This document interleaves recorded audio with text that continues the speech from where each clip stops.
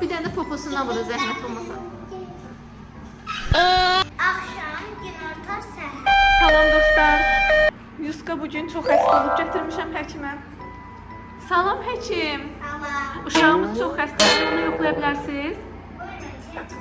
Harda əyləşsin? Yunus xan əyləş, tez əyləş. Həkim sənə yoxlayır. Ayaqlarını uzat. Ayaqlarını uzat. Haran ağrıyır? Çox ağrıyırsa? Həkim bir də bu tez-tez evdə dəcəllik eləyir. Bir də başını ora-bura çırpır, yıxılır. Bunu nə edə bilərsiniz? Nə dərmanlar yaza bilərsiniz? Gəlin yoxlayın, tez zəhmət olmasa. Ona baxaq. Nəyin var? Aran ağrıyor. Haran ağrıyır Yunus xan? Özün də həkimə. Baş ağrıyır həkim.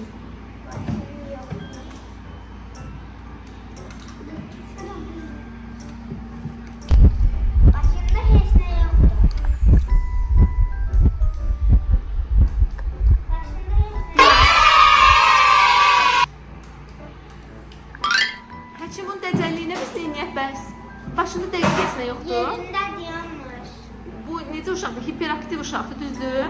Ona hansı dərmanlar yaza bilərsiniz? Biz çox narahat oluruq evdə.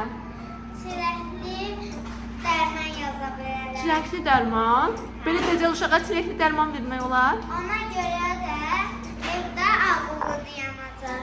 Çiləkli dərman etsə, Hə. Yunus xan eşidirsən? Gündə Həkim 3 xanım. dəfə içirdin. Axşam, günorta, səhər. Çiləkli dərman. Hə. Çiləkli dərman içəndə düzələcək hər şey. Ay çox sağ olun həkim. Bir Çox dənə də sağ olun. portaqallı dərman, o da ateşinə görə. Çünki acı var. Ateşi var. Çox sağ olun doktor hanım. Heç mən buna çiləkli dərman vermək istəmirəm. Mən bunu ən acı dərmandan vermək istəyirəm. Çünki çox dəcəllik eləyir. Olar ki siz acı dərman yazasınız. Hə, Ya da ki iynə. bir dənə iynəni mən burada. Aa, çox yaxşı oldu. Sənə həkim indi iynə vuracaq. Siz burada da çox dəcəllik eləyir. Doktor hanım deyir ki uzan, tez ol, uzan. Sən sevmiş. İynə vurdu həkim. Zəhmət olmasa bir dənə də poposundan vurun. Bir dənə də poposundan vurun zəhmət olmasa.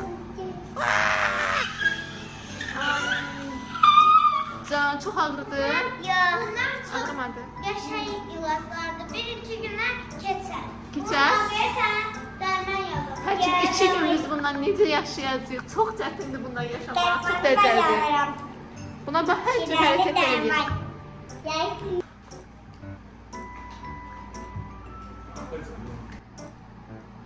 Ateşi 36 yarımdır. 36 yarım, hə, çox yaxşıdır. Çox sağ olun həkim.